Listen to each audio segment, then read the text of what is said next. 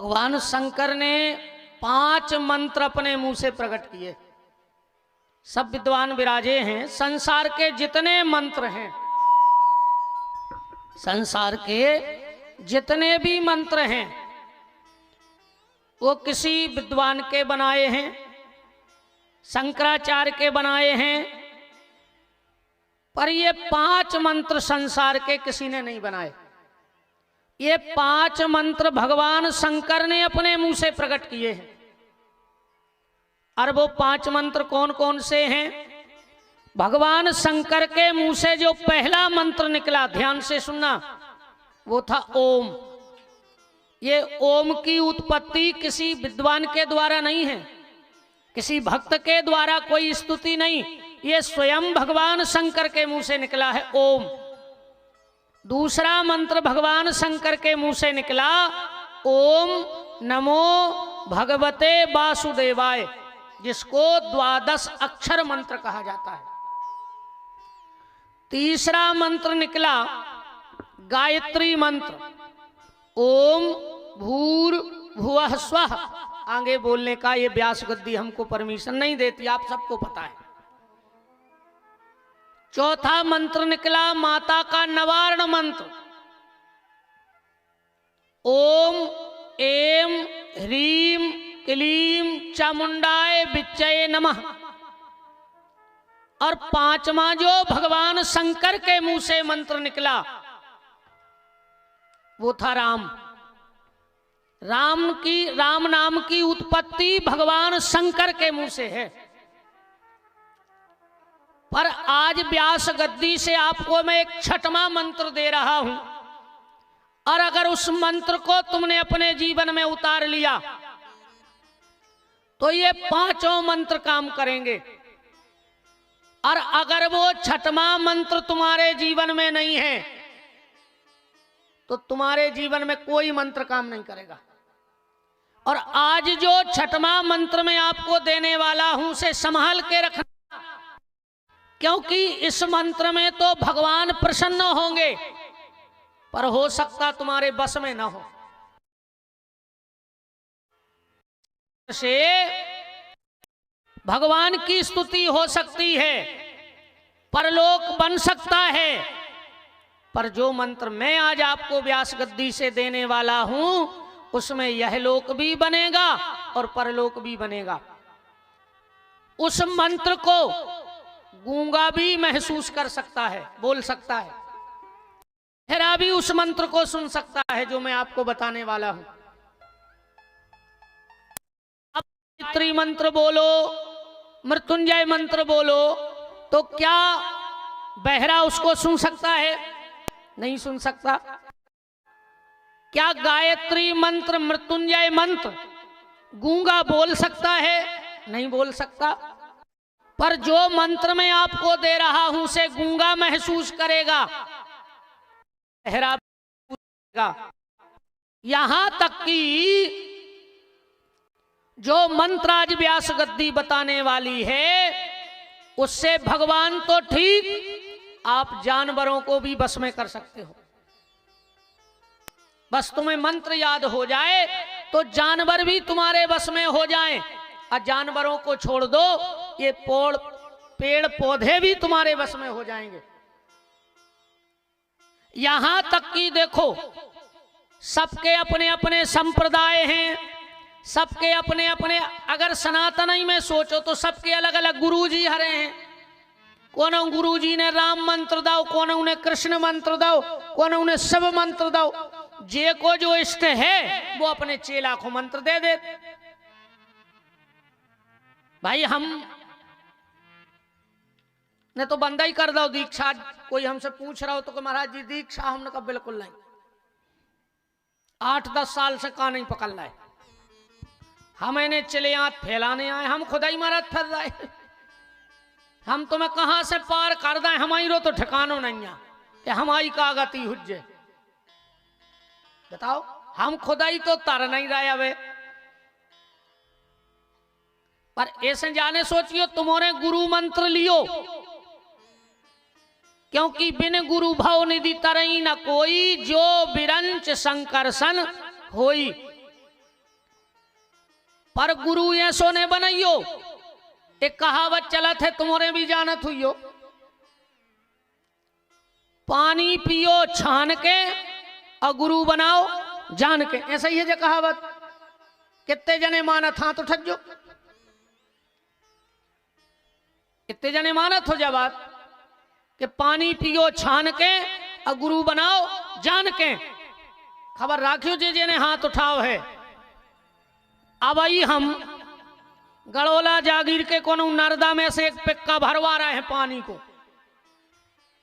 जे जेने हाथ उठाओ तो बताओ के बार छनवाने हम छनवा रहे हो को पी हो। फिर काय खुदाए के पानी पियो छान के। इस बात को उल्टा करो, इस बात को उल्टा करो। पानी पियो जान के है पीवे लायक के नैया, और गुरु बनाओ जान के है बनावे लायक के नैया। पानी जान के पियो और गुरु छान के बनाओ। हम जब अपनी बेटी का रिश्ता कहीं करते हैं तो कितनी छानबीन करत, मम्मा कहाँ है, फूफा कहाँ है, कुल कहाँ है, अगर बड़ो भैया है तो कहाँ ब्याह हो है, बिटिया है तो कहाँ ब्याह, पूरी जानकारी ले।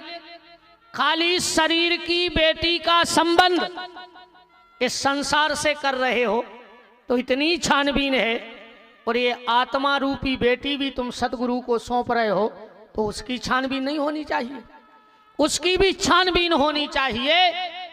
क्योंकि अगर एक तनु जैसा कोई गुरु मिल गया तो वंश का नाश करवा देगा प्रताप भानु के। रामायण तो आप और हमने रामायण को प्रमाण दे रहा। आजकल गुरुजी हरे भी फिर रहे, गांव गांव गुरुजी फिरे, कहें दीक्षा देओ, तुम नरखे जाओ चाहे स्वर्गे, हमें तो धोती कुर्ता देओ। अच्छो महंगो धोती कुर्ता ले आन दे, तुम्हें जहां मानने हो तो मर जज्जो। गुरु ऐसा बनाना। एक बात और सुन लो, आजकल गुरु दीक्षा भी तमाशो बन गई। 200-500 चेला इकट्ठे नारियल लेके बैठ गए, गुरुजी मंच पे आए सो मंत्र दे के चले गए। अकेले कान फूके से अगर विमान उतरने हैं तो काय को 40 को नारियल ले जा रहे, 5 रुपया ले जा कम प्रेशर पे सो सटक धरवा दे सीधी। दीक्षा क्या है? एक बात देखना, गुरु शिष्य का संबंध क्या होता है। जब पति पत्नी एक बंधन में बंधते हैं विवाह के, तो बीच में एक गांठ जोड़ी जाती है। पड़ती है कि नहीं पड़ती? गांठ बनत अपने थे। अब अगर हम यही बात तुमों से पूछ लेवे कि सनातन धर्म में सबसे पहली बार गांठ कौन की जुड़ी थी? अपने हिंदू धर्म में सबसे पहले ग्रंथि बंधन भाव कौन को हतो है? को पता? सबसे पहली बार गांठ कौन पति पत्नी की जुड़ी अपने थे कि अब सबकी जुड़ रही? को पता नहीं है। वो तो हमने कल ही कही थी कि आंधरी घोड़ी अब फपूंदरे चना और दे घना के घना। वे तो कहीं हो तरह है स्वपन लगे वही में। अगर तुमसे ये बातें को पूछ लेवे तो का जवाब दे हो हमें? जा बताओ। अपने ते सबसे पहली गांठ ध्यान से सुन लियो, राजा रघु की जुड़ी थी। सबसे पहली गांठ कौन की जुड़ी थी? राजा रघु की। ध्यान रखियो इन चीजों को। जब राजा रघु का जन्म हुआ, हमारे सब आचार्य बैठे, हम लोगों से ये लोग प्रश्न करते हैं तो उसका जवाब हमारे पास होना चाहिए। कभी अगर किसी ने हमसे पूछ लिया 4 लोगों में कि बताओ महाराज जो कया हो रहा हो, काके भी अपन के बंद रही सो बंद रही। अब बंधवे को बड़ो चक्कर है, गलत नहीं ना तुम्हारा? अब कछ नहीं कह रहे, छोड़ो तो हटा। आंखों विवादों में परो फालतू को मनवा हमें पाछे नहीं रही, हम आखिरी नु कह दे हैं हमें सोई बहुत ही खराब आदत पड़ गई, कहूँ कथा में मनने लगे। अब कहा से बात ऐसी घुमाते फिर भीतर। जब राजा रघु का जन्म हुआ, ब्राह्मणों ने राजा रघु की कुंडली बनाई, ध्यान से सुनना, और उस कुंडली में फलादेश में लिख दिया कि जैसे ही राजा रघु की 7वीं भावर पड़ेगी और राजा रघु मर जाएंगे। जा भी बता दें कि जा कथा लिखी कहां है। जा कथा लिखी है मानस पीयूष के दूसरे खंड में। मानस पीयूष के दूसरे खंड की बात कर रहे हम। जब राजा रघु का जन्म हुआ, कुंडली बनी, उसमें लिखा कि 7वीं भावर में रघु की प्राण निकल जाएं, रघु की शादी नहीं हो रही।